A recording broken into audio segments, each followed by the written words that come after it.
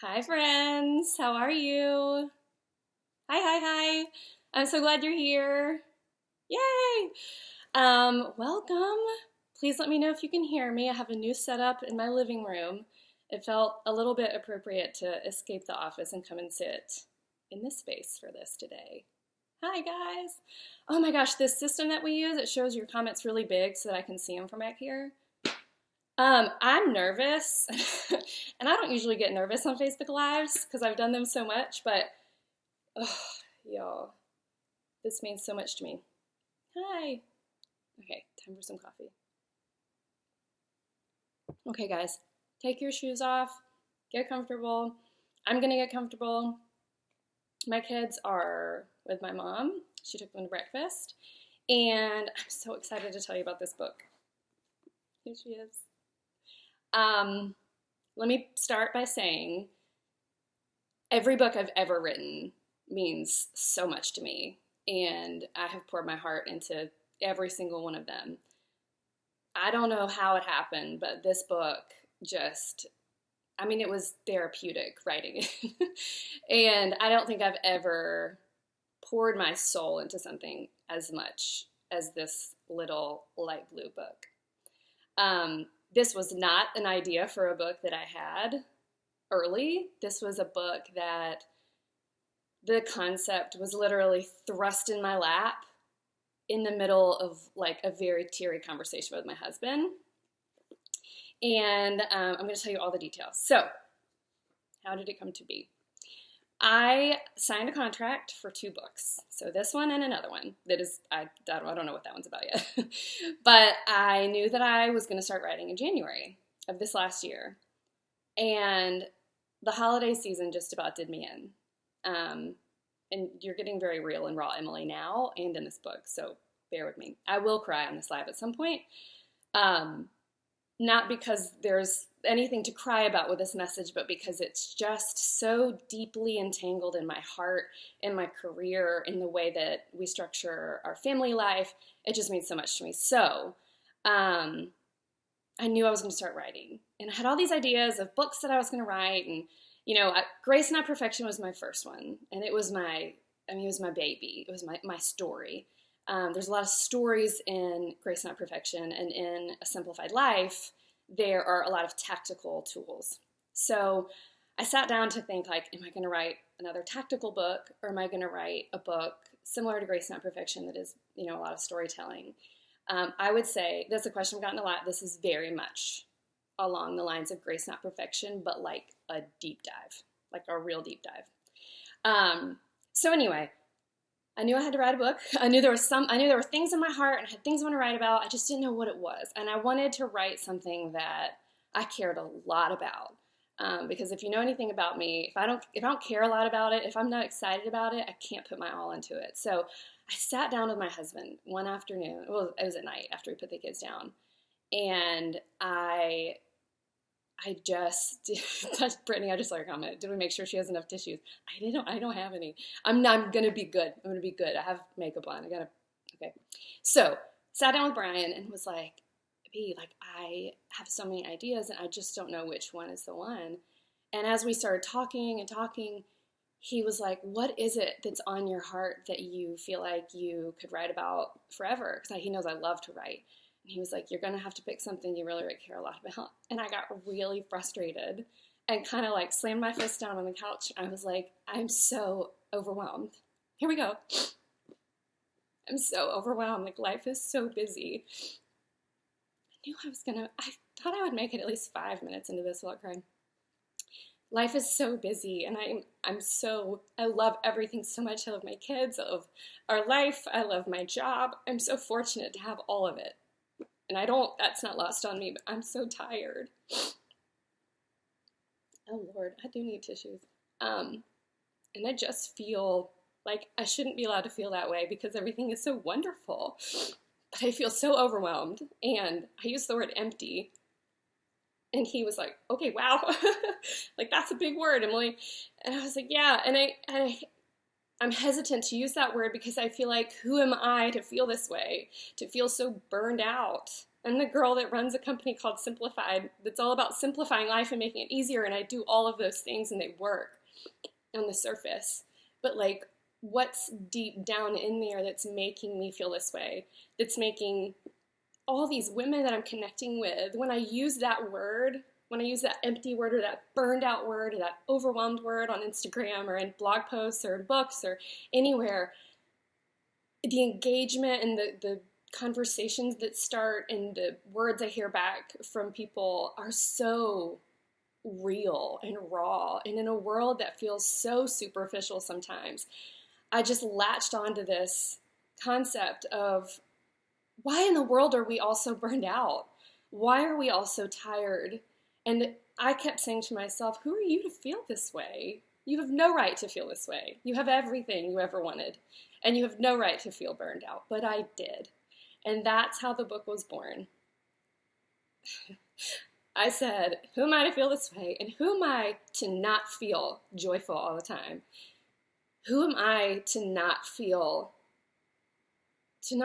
all the real and good and hard and awesome feelings of this life with 3 kids and this business and this team and this family? Who am I to not just relish and love that every single day, and to not just be able to slow down and savor it? And that word savor just kind of stuck in my head as like, who am I to not be able to do that? I'm so busy and I'm so tired and there's so much coming at me. I just need everyone to chill out and give me a minute, if we're being honest. And so Brian's great. He's the voice of reason in many circumstances, and he knows how to like make me laugh when I need it, and he knows how to encourage me when I need it, and he also knows when to say, you need to get up. You need to get up and you need to write that. That's your book. And I was like, no, that's not my book. Like, that's just the way I feel right now. And he was like, Emily, look how much you care about this. And I started just thinking about the concepts we're teaching with Simplified, how important they are. And like, what is it that underlies this societal epidemic of burnout and overwhelm? Why is every woman, almost every woman I know, why is she so tired? Why is she so exhausted and so burned out?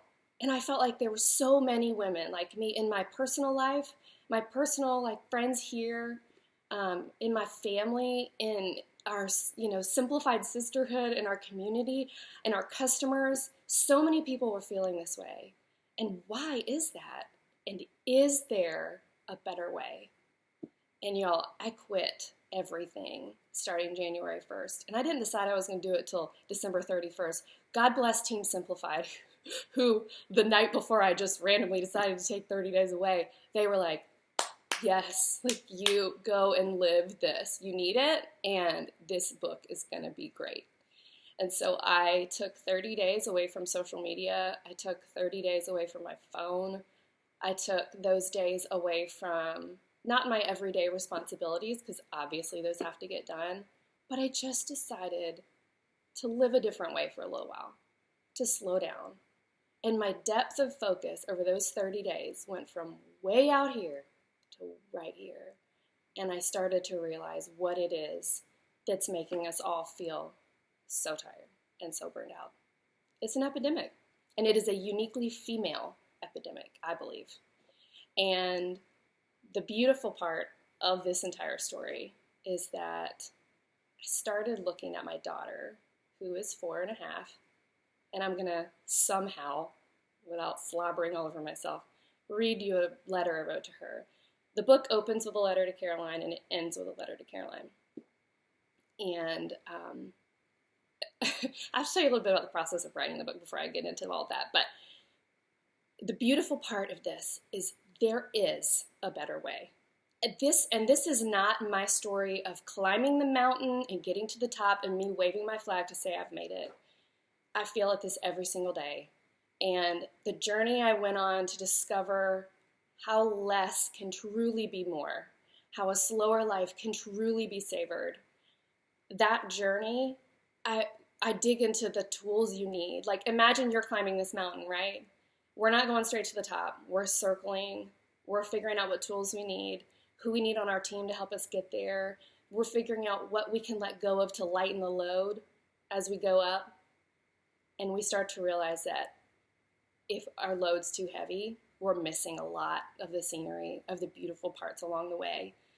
That has been my biggest lesson in this. And although there are things in this book that I don't do perfectly even now, it has created a standard for me that in my everyday life I look at and say, I want to get back to that.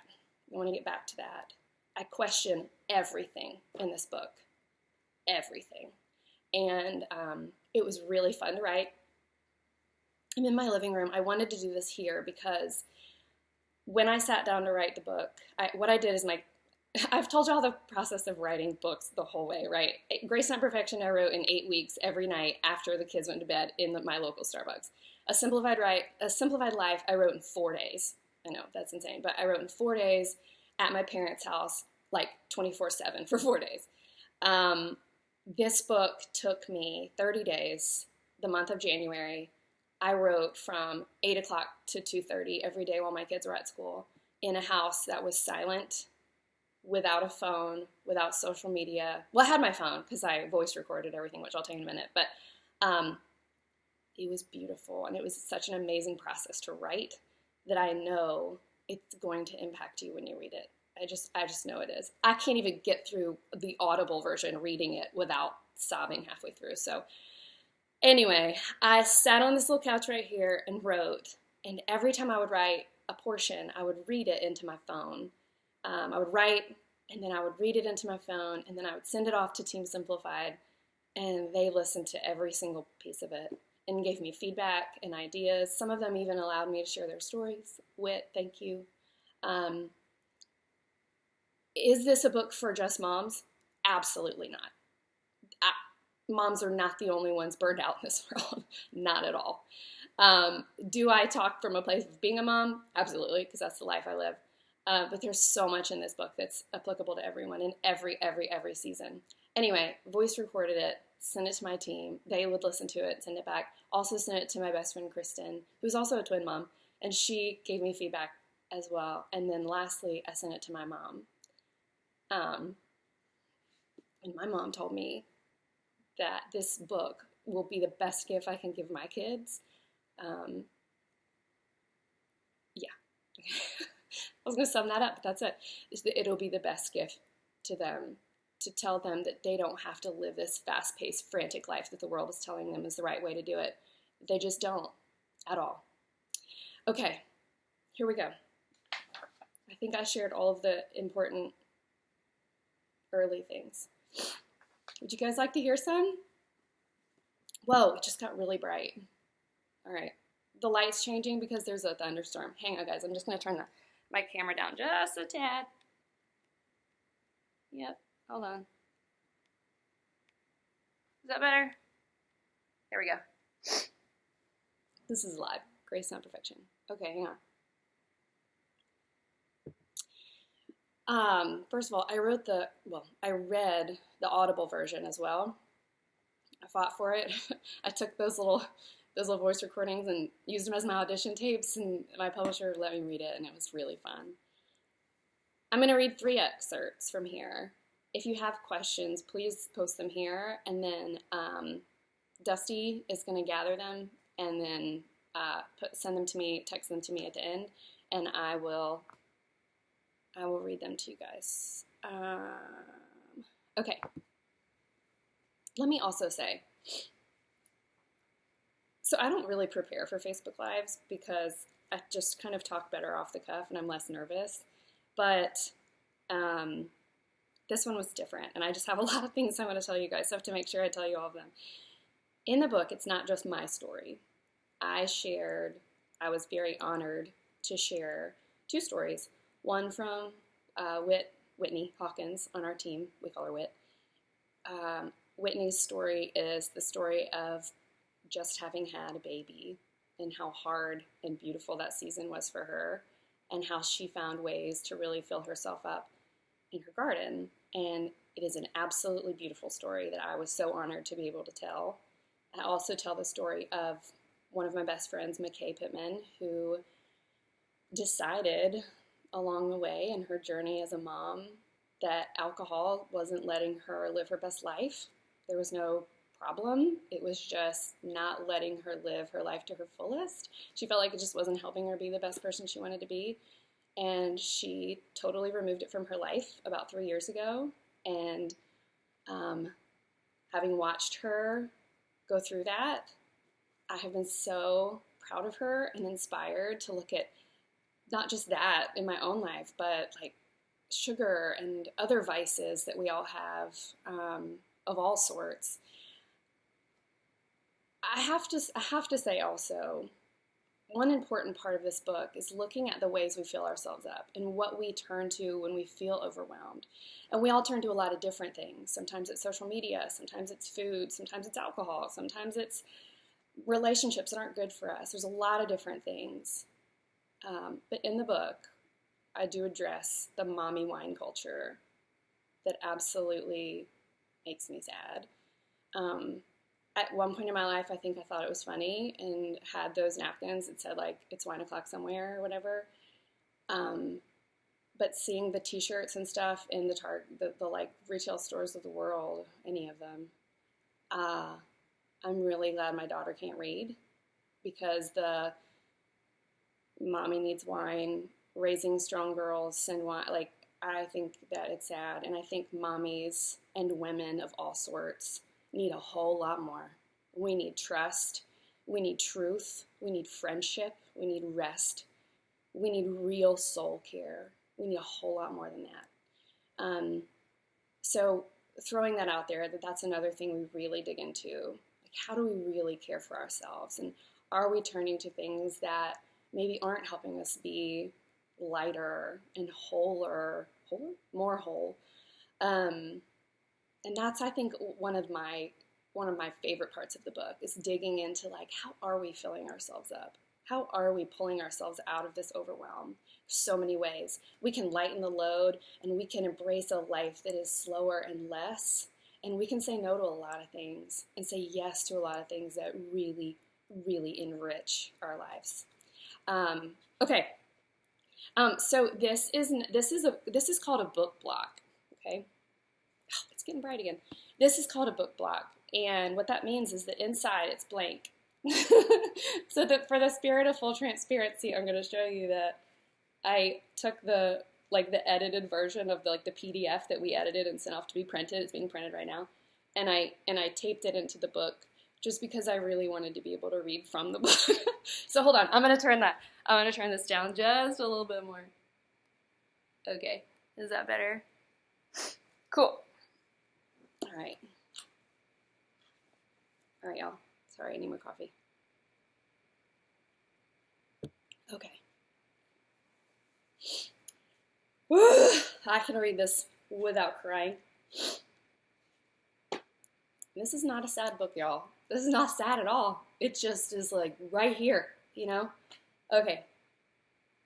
This is how the book opens, and I'm going to spoil it for him to read the whole thing. Just this letter to Caroline, because this is what it's all about.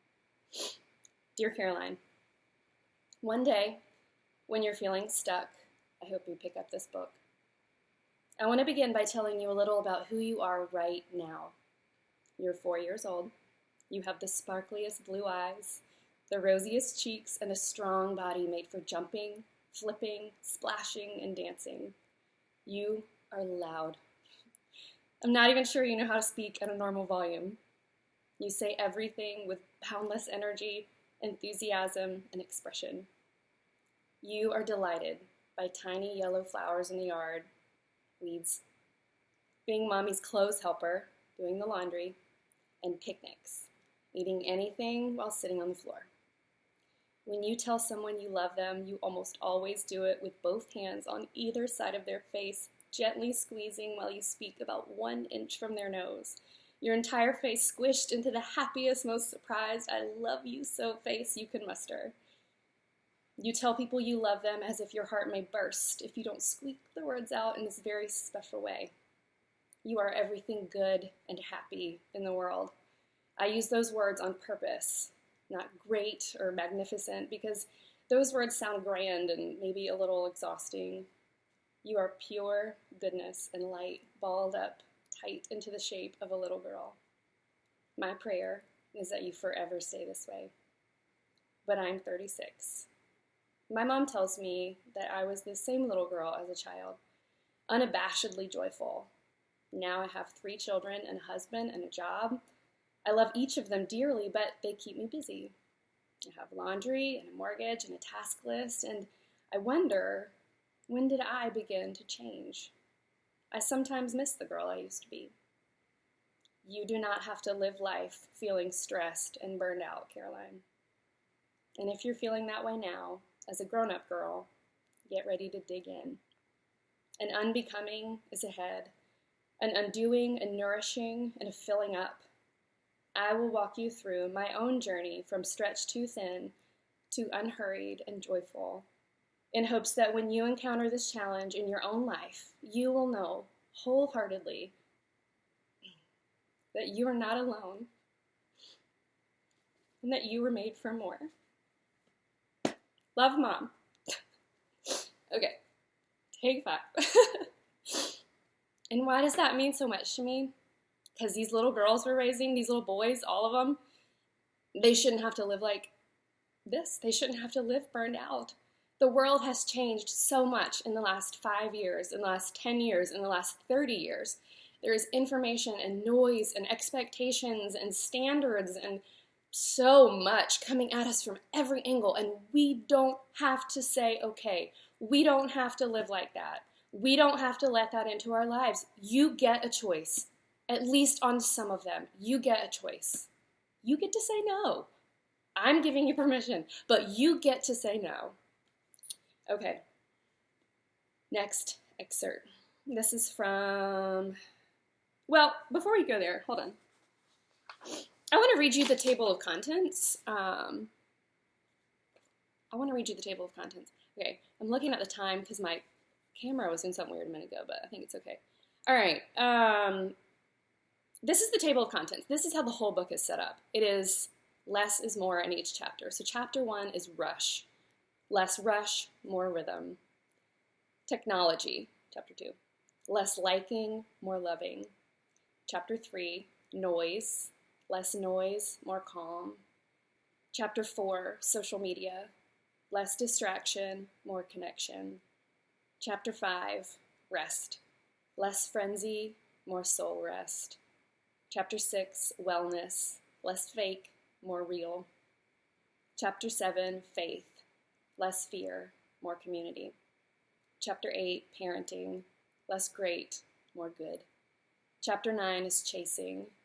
Less chasing, more cherishing. And chapter 10 is home. Less stuff, more treasures. And then we actually added, there's an epilogue, which is another letter to Caroline, and then there are resources at the end. There's 8 pages of resources. Favorite slow living Instagram accounts to follow. Our When Less Becomes More playlist I made over on Spotify. Favorite books about this kind of thing. Favorite affirmations for kids that go beyond I love you. There's just a whole lot of really awesome resources there at the end. And then Target will have a special edition with an entire section at the end called The Keeping of Home. And then Barnes & Noble has signed copies. Okay, had to make sure I said all those things. Okay, here we go. And yes, we're doing a book tour, but I don't have any info on that yet. Okay. The Paradox of Everyday Empty. Oh, and let me say, 18 of you are going to win a cup. This really beautiful cup that says, "You are made for more." The words I couldn't get out a minute ago. And it's clear and it has it in calligraphy. You can see it on the Simplified Instagram account, but it's really, really, really beautiful. 18 of you. So comment, and Taylor is going to choose 18 of you and then give me the names here at the end, and I'll try to pronounce them all correctly. All right. The Paradox of Everyday Empty. Imagine that your life is a bright yellow balloon. As young girls, our balloons are adequately full of responsibilities, allowing space for joy. But as we get older, the balloons begin to change. It's not a slow leak that steals our joy. Instead, little by little, we add seemingly good things into it, one after the other. One more puff of air, followed by another and another.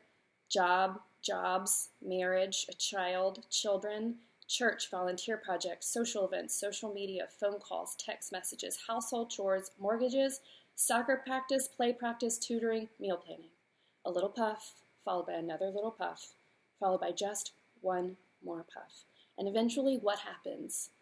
At some point, that balloon either outright pops, or it just barely holds, stretched taut to its absolute maximum capacity. That balloon has become unfathomably fragile, susceptible to everything around it, ready to burst at a moment's notice. This is the paradox of everyday empty. A life filled to capacity with commitments, possessions, communications, and connections that is deceivingly full, but soulfully and spiritually empty. There is life beyond this. I challenge you to set aside everything you know or believe about pouring out and filling up, about overwhelm and emptiness. Set aside the lies that self-care ends at a manicure and that the perfect organizer will instantly bring order to your overwhelm. Yes, I just said that, and I make planners for a living.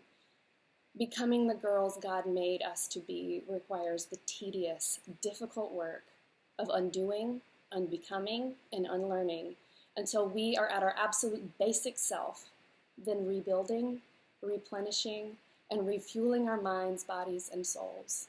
Oh, what the world could be if we all became those joyful, energized girls we once were. Can I get an amen? Okay, I am going to read, I'm going to read one more here. And let me tell you too, I'm going to share details of the launch team at the end.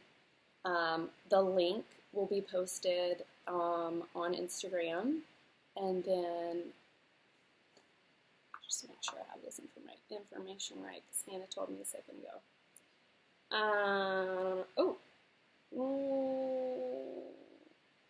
Let's see. Yep. It'll be posted on Instagram and on Facebook. The link will. Well, that's the FedEx guy. One second.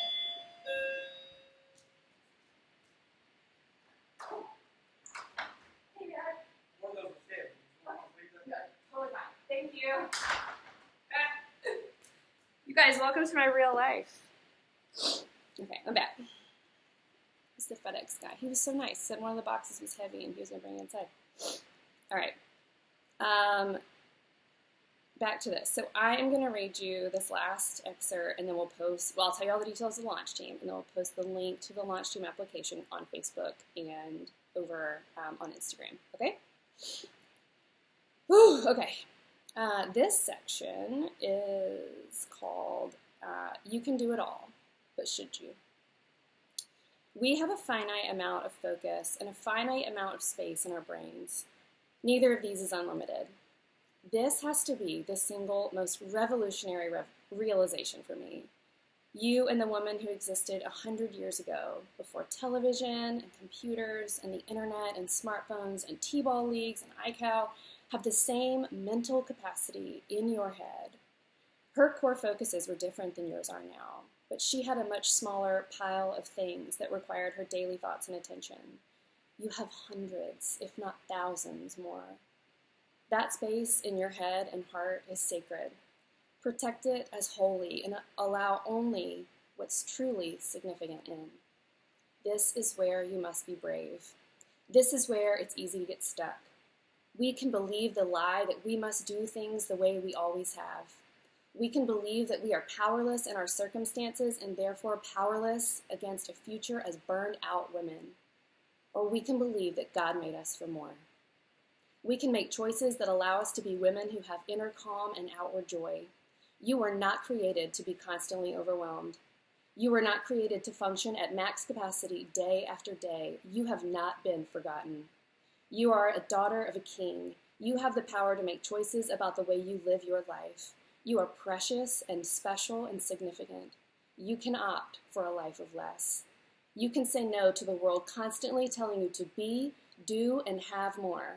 You, like Sweet Caroline, are capable of being a bright yellow balloon adequately full of goodness and joy, whether you are 4, 14, 40, or 94. Destiny is a decision. So much in this world is out of control. But even if just a little, we can manage what happens within the walls of our hearts and homes, then this is holy work. I'm going to leave you with that. I love this book so much, you guys. I hope you love it as well. It truly, and I've told Caroline this 100 times, and she has no idea what this means because she's 4, but it is truly an anthem for women who don't want to live life the frantic way the world is telling us we have to. And I hope to goodness when she is of age and reaches that in her life, whether she is 14 or 24 or 64 or 94, I hope she picks this up and realizes that God made her for something else. He didn't make her to be burned out all the time. And I have to say, honestly, my life has been a lot different since I wrote this book. I dug into things in this book that I hadn't unearthed before, and questioned things that I thought were just status quo and par for the course. You know, do we have to do this? Do we have to do that? Do I have to, have certain things in my life? Nope, you don't. So I hope it means a lot to you, and I really appreciate you guys getting on here and joining me for this today. It has been fun, and we've got like 90-something days until the book releases. So I know that's a long time. It comes out November 12th. The original release date was November 5th, but then we ended up adding some content to the back and those resources I told you about, and so we pushed the release date by a week. So November 12th will be the big day. There will be a book tour. I'll give you all the information on that as soon as I have it. Launch team-wise, we're taking the first 500 people. Why are we capping it? Because we want it to be manageable, in total honesty. We want to be able to connect with everyone there. You do not have to have a certain amount of followers to join. I fully believe that every single woman has influence in her own circle, in her own life, in her own community. And my hope for the launch team is that we can all just connect and help spread the word about the book. And so I'm going to preemptively say thank you to those of you who are interested. If you don't end up in the launch team, please don't worry about it. We'll be posting all kinds of images and things that you are more than welcome to share. It would mean the world to me. Posting reviews also on release day, those open up after you've read it, would mean a lot to me as well. What else? Let me see. I wrote down all the launch team details, so let me make sure I share those with you. Isn't it like the FedEx guy would come right in the middle of this? It's like the perfect example of so many things happening at one time. Okay. Let's see. Launch team. So the launch team, we're going to post the application link, and you can go to the application link, fill it out. When you get to the thank you page, there'll be a link to the secret Facebook group. You just copy it, paste it into your browser, and join. We are going to provide graphics and photos for social media and blogs, exclusive Facebook Lives with me, where I'm just going to pop on and chat and get the conversation started and that kind of thing. Access to our launch team captain. Taylor is our marketing director and is also married to my brother, and she's awesome, and she is going to be our team captain, so she'll be there to answer questions and facilitate. And then you're also going to get an advanced copy of When Less Becomes More. It'll be a digital copy, an advanced reader's copy, and I'm not sure exactly when that will be ready, but it'll be closer to the release date. What we ask from you, if you're joining the launch team, we would love for you to just commit to sharing about the book anywhere you can.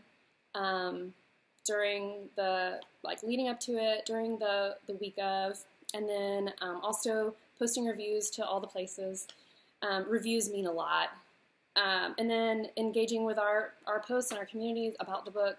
We're going to have some conversation starters over there too every week where we can just get the conversation going about this. And again, if you're not part of the launch team, we're going to be doing some fun things in social media leading up to the release as well. And so we would love for you to take part no matter what. Okie dokie.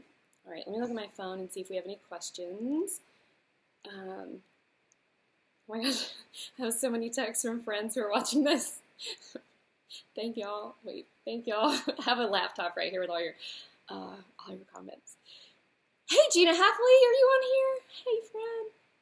Oh, okay. Can you move the release date up to tomorrow? I wish. So I've not actually seen like a full copy of the book. This is what we call a book block for photos, and the inside's blank. But I taped the cutouts of the stuff that I read in here because I just really wanted to like read from the book. Is there going to be a book study for this book, like Grace Not Perfection? Not that I know of, but dear Thomas Nelson, if you want to do one, like I'm game. Study guide sounds fun. Where is my top from? J. Crew, but it's old. It's like a couple years old. Did you write this as being on the other side of your burnout, overburdened journey, or still navigating? Both, honestly. Like, I think I had come out of it. Here's the thing with burnout.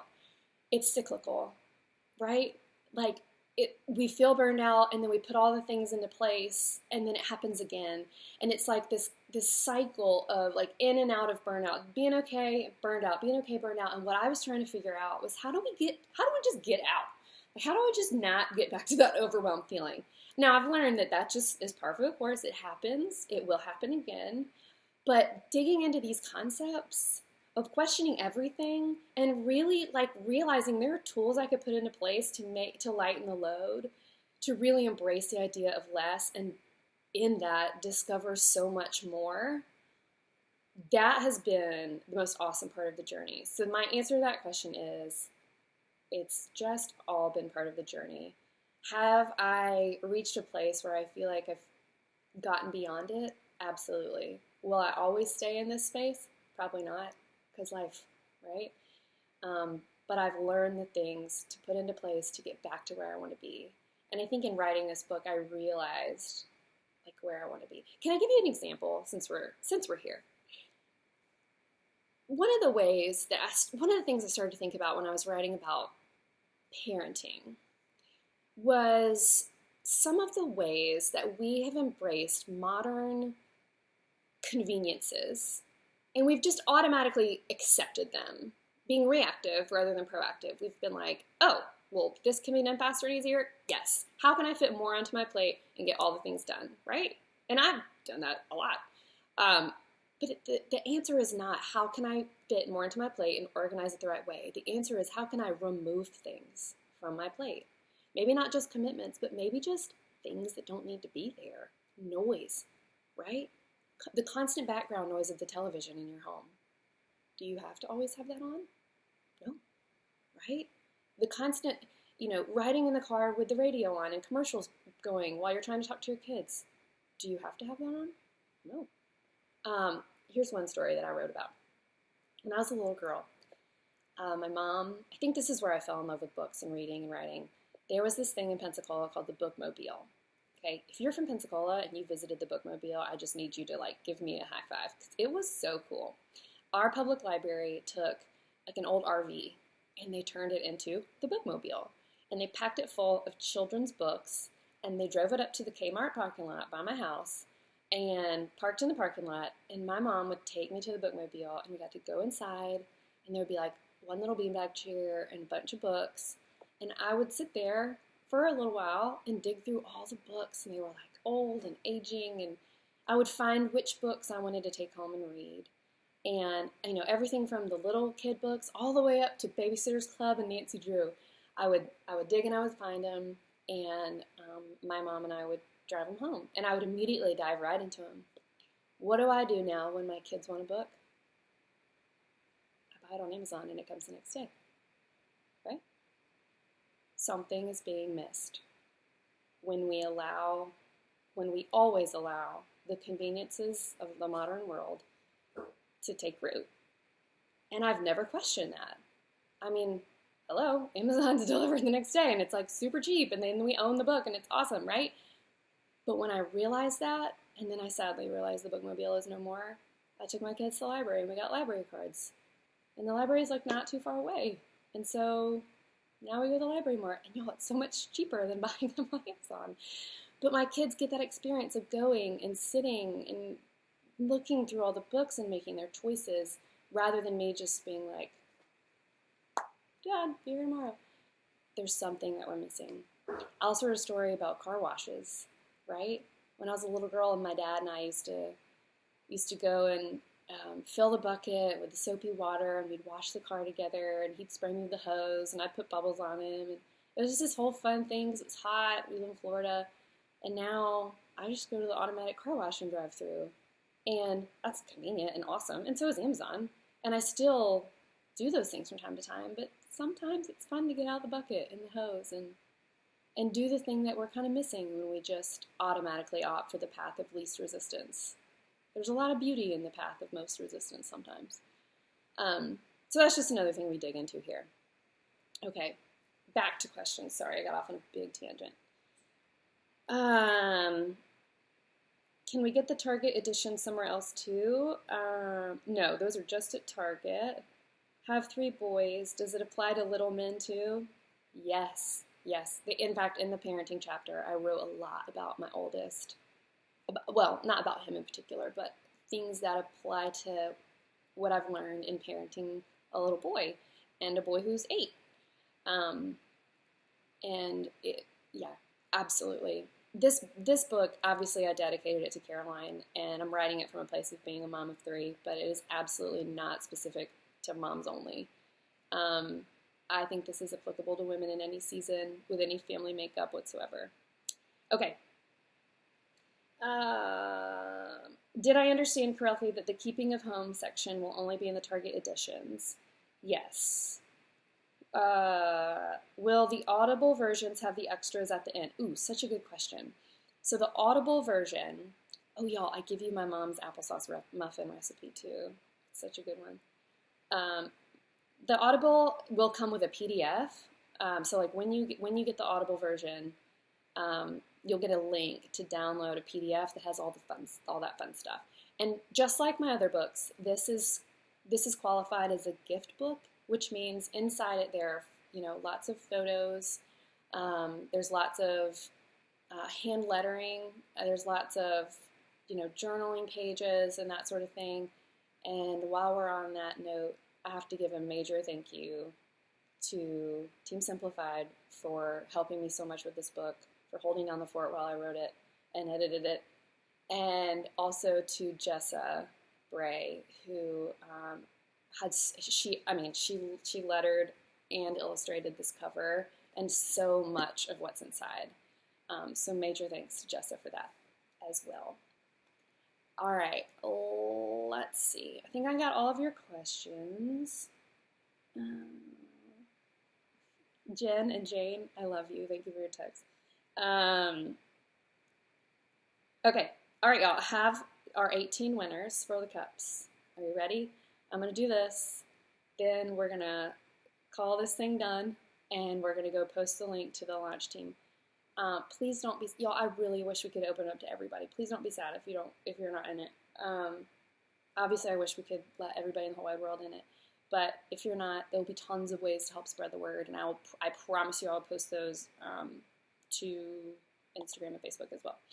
Okay, I think I can pronounce all these last names. Yes, okay, I'm going to do this real fast. All 18 of you. I'm going to read your names, and then we are going to come on here and post a link where you're going to click that link and put in your address. The reason we're doing it this way, instead of having you email someone, is because there's 18 of you, and we're going to get all your names in a spreadsheet so we can easily ship your cups out to you quickly. Are you ready? Here we go. We'll put this list in here. Yep, Taylor just said she'll post the link for you to fill out. We're also going to post these names, so if you miss one, or if you aren't sure if I called your name, here we go. Cheryl Smith, Jennifer Myers, Kate Theobald, Stephanie Liller, Sabrina Rodriguez, Brianna Priest, Suzanne Dixon, Julie Clay, Chrissy McBride, Lizzie Miller, Emmy Banks, Amanda Hedgepeth, Nicole Russell, Bethany Vestal, I hope I said that right, Emily Branch, Bailey Caldwell, Ashley Pullen, and Nikki Crone. If we said your name, go and we'll post a link here for you to go and fill out. Okay? All right, y'all. Thank you. This was so fun. I could not be more excited about this. The cups won't be for sale. We would love to make cups one day, but we just haven't, so who knows. But as of right now, nope. Thank you for being so excited about this. November 12th is the big day, and if you have any questions, please let us know, but I really appreciate your excitement and your connection with this message a whole lot. All right? Y'all have a wonderful Monday. Bye.